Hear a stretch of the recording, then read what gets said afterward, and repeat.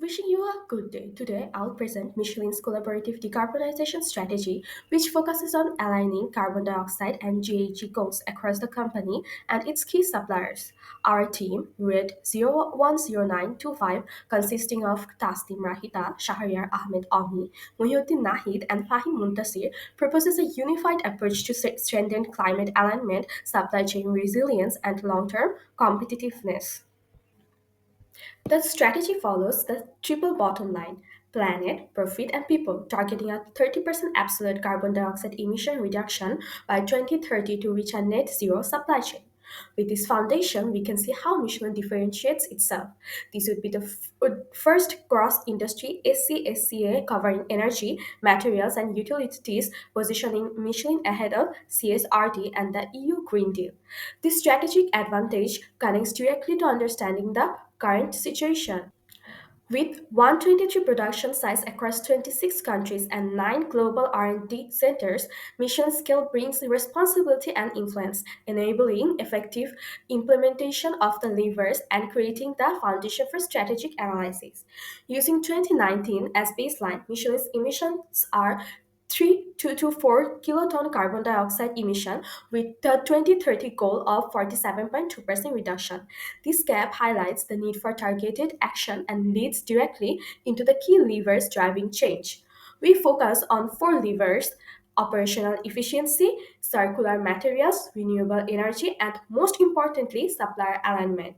Supplier collaboration offers the largest scope 3 reduction potential, tying directly to the supplier central to our footprint.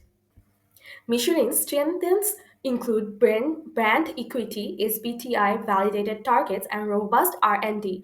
The main weakness is reliance on suppliers, accounting for 90% of emissions. Opportunities arise from demand for sustainable products and regulatory support, while threats include supplier resistance and fragmented rules. This naturally connects to competitive dynamics. Competitive rivalry is high.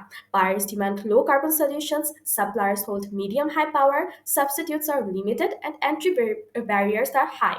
These forces reinforce the need to focus on internal and supplier driven strategies. External factors, from political and regulatory to technological and environmental, accelerate decarbonization. Incentives, societal shifts, and stricter laws reinforce why Michelin's strategy must be proactive and aligned across the supply chain. Emission hotspots exist across the value chain, from inbound logistics to service. Procurement and operations are the most critical points due to high carbon intensity, which leads directly into our supplier engagement. Among the main three suppliers, ExxonMobil is our main energy partner, but their decarbonization plan doesn't fully match ours. Their 2030 goal focuses on intensity from 2060, which clashes with Michelin's absolute reduction targets. Even more importantly, they don't include Scope 3 emissions on their targets, our biggest source of Scope 3, leaving it unmanaged. Our action is clear. We need them to adopt a shared absolute target and fully report all emissions, turning this high risk dependency into a joint opportunity. Hello everyone, this is Shahir Ahmed. Now let's discuss about Baker. It is a key supplier of high-strength steel for Michelin. They are fully aligned using the same 2029 baseline and have achieved a 20.2% reduction in Scope 1 and 2 emissions, with 40% renewable electricity already in place. But a core problem remains: their Scope 3 emissions are estimated based on spending, not the actual activity. This prevents Michelin from accurately tracking supply chain emissions. To fix this, we recommend shifting to activity-based accounting and deeper R&D on electric arc furnace steel and recycled content, backed by 40 million euro in decarbonization capital. Now, Duke Energy powers Michelin's operations and already has cut emissions by 44% from a 2005 baseline, with a net zero 2050 target supported by $109 billion for green energy. However, Michelin needs market-based and customer-specific data for Scope 2 reporting, but Duke currently provides only general figures. To close this gap, Duke will quarterly report specific to Michelin facility from 2026, enabling accurate tracking and alignment with Michelin's climate strategy. Uh, Finally, Michelin Scope 3 emissions are largely the scope 1 and 2 emission of its suppliers. Baker's steel emissions become Michelin's purchased good emissions. ExxonMobil's fuel emissions shows up in Michelin's logistic footprints. To shift from passive tracking to active reduction, Michelin and suppliers are pursuing shared solutions. Joint PPA reduce emission for Michelin and suppliers simultaneously. Collaborative R&D develops low-carbon steel and bio-based rubbers at the source. This shifts the mindset from Michelin versus supplier to a shared decarbonization journey, multiplying impact. Let's focus on the top five gaps that block Michelin from fully decarbonized supply chain and how we will close them. First, inconsistent base year. Michelin uses a 2029 Duke 2005, ExxonMobil 2016. This makes cross-partner comparison impossible. We propose a shared 2025 baseline recalculated by early 2026, so the emissions data is consistent and comparable. Second, missing scope 3 emissions from ExxonMobil. These fuels are Michelin's largest scope 3 source, yet no reduction target exists. We'll set a 15% intensity reduction target with milestone to ensure progress by mid 2026. Third, lack of product level transparency from Duke Energy. Facility specific market based emissions are needed for accurate Scope 2 reporting. Duke will deliver quarterly customer specific data starting 2026, allowing Michelin to track reduction precisely. Fourth, Baker's Scope 3 data quality. Currently, spend based estimate mask real reductions. By removing to activity-based data, we aim for 50% accuracy in 2026 and 60% in 2027, giving the true visibility into impact. Fifth, value chain mismatch. Even with intensity reduction, total emission can rise if production grows. We'll create absolute carbon dioxide budgets per supplier tied to Michelin's purchasing volume to cap the emission in line with our net zero target. These gaps are more than challenges. They're clear action points. Fixing them transform Michelin's supply network into data-driven, science-based model of decarbonization. My teammate Fahim Muntasir will continue from here. Thanks, Omi, for giving me the floor. Hi, I am Fahim Muntasir, and I will cover the solution, agreement, and risk and mitigation strategy. Having understood the current gaps, let's now move towards the solution. Michelin's 2023 climate goals are currently blocked by supplier misalignment on targets, boundaries, and data. Our answer is unified SCSCA guided cooperation agreement backed by a concrete roadmap, joint projects, and risk managed execution plan. First, target and business alignment, closing the ambition gap. Today, each partner has different baselines on target types. We promote to reallocate common and absolute 2025 baseline for partnership reporting. This is owned by Cooperation Steering Group and Sustainability teams with a milestone of having the common 2025 baseline established by Q2 2026. Success means a shared base year adopted and all parties reporting absolute targets, not just intensity matrices. To make those targets real, we implement a shared digital dashboard with standardized reporting delivered by the CSG and IT team by Q4 2025.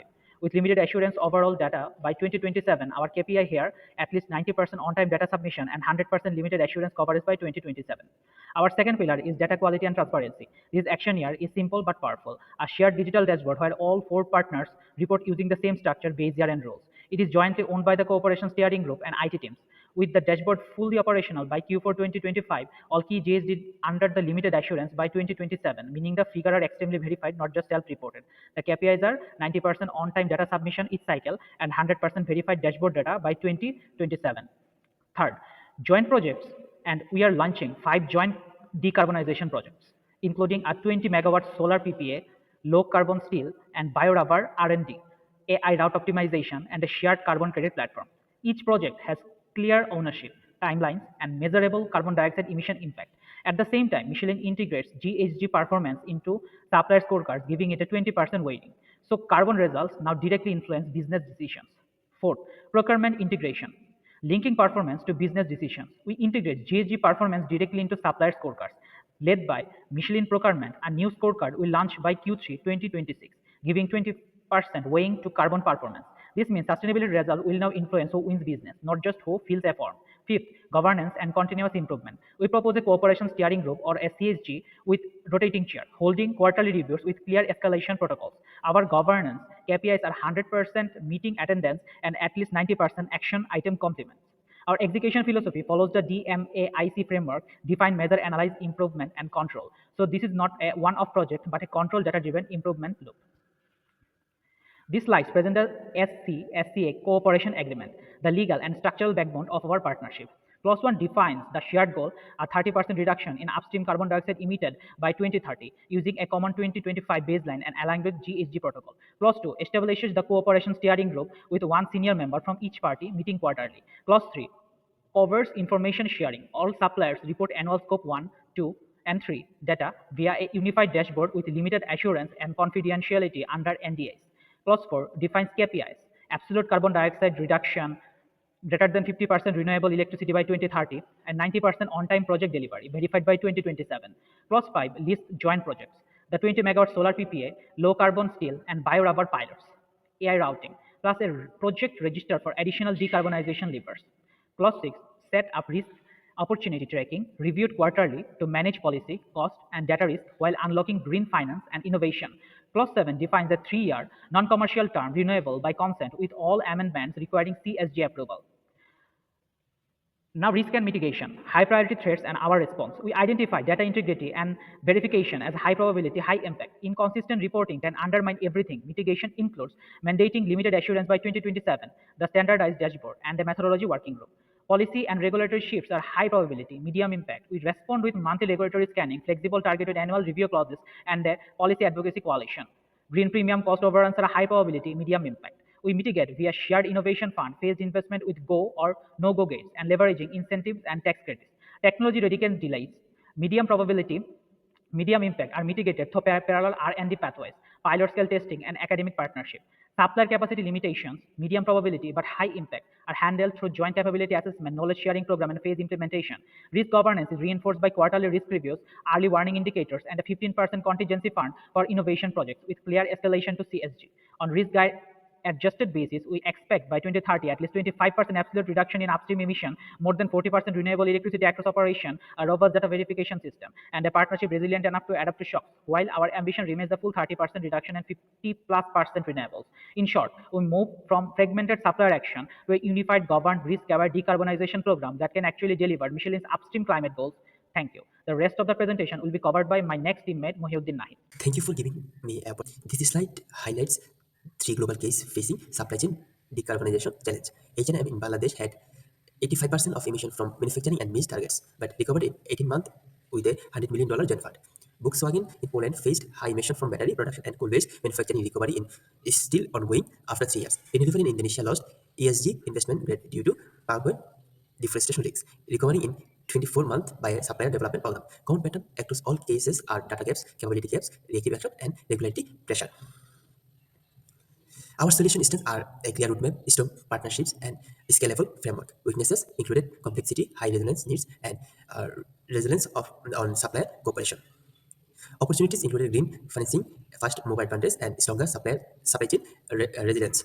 Threats are political uncertainty, economic pressure, and potential technology delays. If a supplier unperforms, we actives prior to supplier and adjustment timelines. If regulations change, we accelerate renewable project and material substitution. These backup action are our fallback position, our second plan when the first fails. AI supports the project by collecting and clearing data, comparing scenarios, and identifying gaps. It doesn't make decisions. Its limits include oversimplifying situations, giving wrong result, and weak data, and inability to handle sensitive data outside secure system. Final conclusion are always our team verified. We analyzed three scenarios. Scenario A gives 50% carbon reduction at moderate cost. Scenario B focuses on renewable electricity, reaching 20% reduction with higher investment. Scenario C uses low carbon steel and biofuel, achieving 25% reduction but at the highest cost. To keep our analysis realistic, we focus on Michelin's top three upstream partners, ExxonMobil, Big Energy, and Picard, as they drive almost emissions. Key assumptions. There are three partners represent the majority of upstream emissions using the GHG protocol and 2019 baseline reference. GHG protocol 2019. All scenarios are comparable and the number are AI supported estimates double checked by our team and creativity. Thank you.